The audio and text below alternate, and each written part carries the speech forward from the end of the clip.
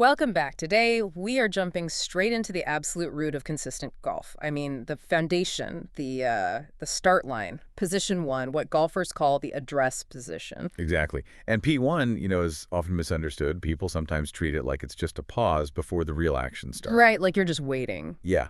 But our sources, they make it really clear. This is absolutely not passive. It's a critical starting position. That moment you stand over the ball, it pretty much pre-programs the fate of your entire dynamic swing. It really does. So our mission today is to give you, the listener, a shortcut. We want to move past the generic advice and get right into, well, biomechanical customization. How your static setup, the way you stand there, really determines your swing path, your angle of attack, and, ultimately where the ball goes. It's the blueprint. That's a great way to put it. And before we dive into the three sort of customized blueprints based on body types, there are maybe four general pillars everyone needs to get right. These apply no matter your biomechanics, things you just have to nail at P1. Okay, let's lay those out, starting from the ground up. Balance and stability. And this isn't just, standing still. The sources really emphasize that your weight should feel solid, grounded. Often that means favoring the midfoot or maybe a slight heel bias. And active feet, that's key. Like you're ready to move, maybe jump slightly, not frozen like a statue. Good point. Okay, next. Next up is alignment. Sounds basic, I know. Yeah. But tiny misalignments, club face, feet, shoulders, hips, relative to where you want the ball to go, they force you to make compensations later in the swing. You're basically fighting the club from the get-go if your setup isn't square. Makes sense. You're already off track. What's number 3? Then there's posture. We're talking about getting into that athletic stance.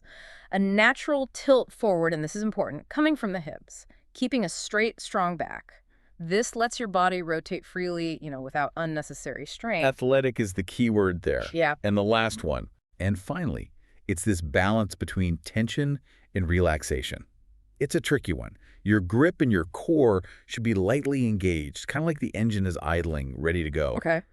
But the arms, they need to hang freely. Relaxed shoulders are absolutely vital. If you're white-knuckling the club or shrugging your shoulders up by your ears at address, Yeah, I see that a lot. you've just introduced a ton of resistance before the club even starts moving back. Right. So that's the general foundation: balance, alignment, posture, tension, relaxation. But here's where we really get into the core of this deep dive. The idea that the one-size-fits-all setup, the one you see in old golf magazines, it just doesn't cut it if you want real efficiency. Exactly. We're using the BioSwing Dynamics framework today. It customizes P1 based on your natural movement patterns.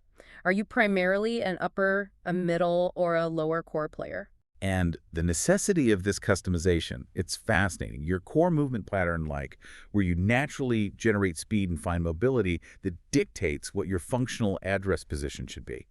Trying to force, say, an upright setup on a golfer who's built to use ground forces and rotate, well, you're just asking for trouble. Yeah. Inconsistency, maybe even injury. All right, let's break down the first distinct type there, the upper core golfer.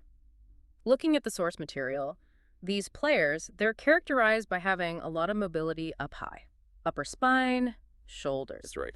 Their right arm, for a righty, naturally works above the swing plane, and they often use what's called a cover-style release. Yeah, let's touch on that cover-style release for a second. What we mean by that is, through impact, they are really good at keeping the club face looking at the target for a longer time. They control the ball flight by sort of covering it with their chest rotation. Okay, that makes sense. It sounds like control. And you mentioned they use more vertical and diagonal hinging. Yes, exactly. Which leads us to their P1 setup. It has to create space for that more vertical action. So their posture and tilt, it's noticeably more upright. They don't have a deep forward bend from the hips. The spine stays more vertical, and the bend often looks like it's coming more from the upper back. This keeps the chest nice and high. So if the torso's upright, I'm guessing the hands follow suit. They're higher up. You got it. Their arm position is high. Hands are set maybe in line with or even slightly above the shoulders. This naturally makes the shaft angle more upright at address. And crucially, that trail arm, the right arm for a righty, looks like it's resting slightly on top of the shaft. You get this wider angle between the forearms and the torso, which basically preps them for that high-hand swing path. Huh.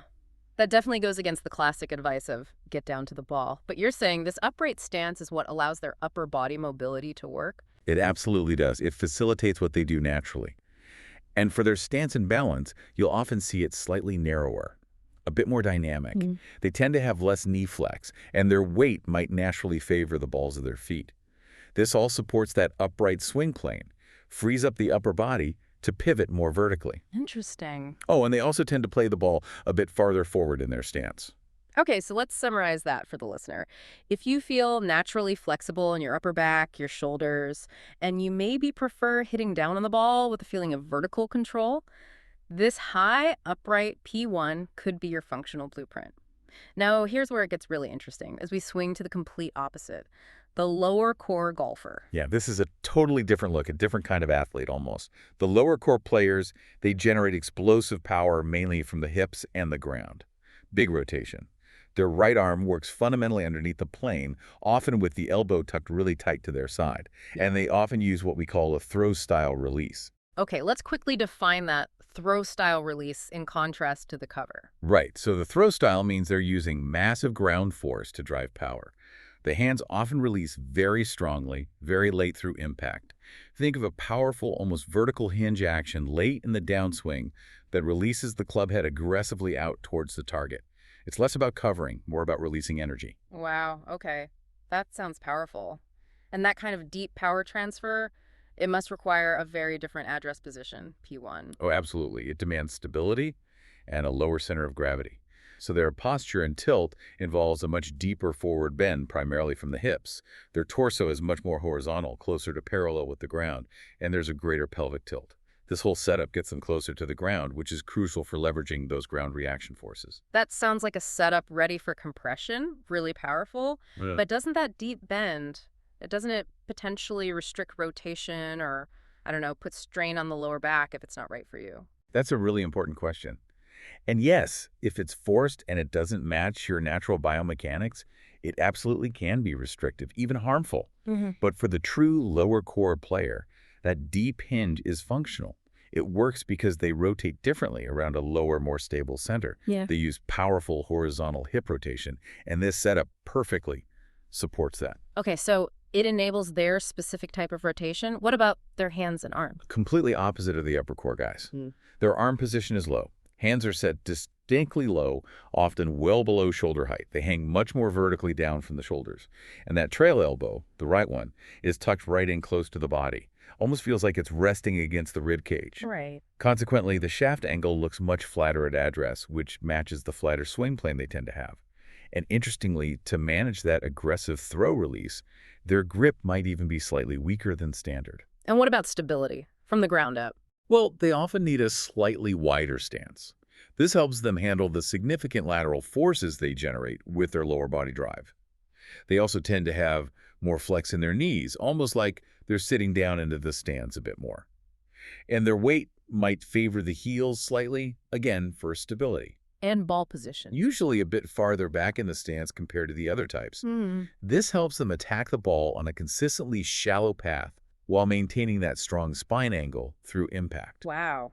Okay, it's crystal clear these two setups, upper core and lower core, are almost mutually exclusive, trying to blend them. Right. Like taking the upright chest of the upper core but adding the deep hip hinge of the lower core. That sounds like a recipe for disaster. Precisely. You'd essentially be setting up two different engines that are trying to pull in opposite directions. They'd just fight each other throughout the swing. All right, so we have the two extremes. Now let's talk about the bridge between them. The middle core golfer. You describe this as the neutral pattern, the balanced biomechanic. They operate more from the center of the body, maybe using a sidearm or a horizontal hinge type release. That's exactly right. And this middle core setup is the one that historically has been taught as the quote-unquote textbook method. It's often seen as ideal, not necessarily because it's inherently superior to the others, but because it requires the least amount of compensation for someone with balanced biomechanics. It nicely blends vertical and horizontal movements. Okay, so tell us about their posture and tilt. What does neutral look like? Think Goldilocks zone. It's a moderate forward tilt from the hips.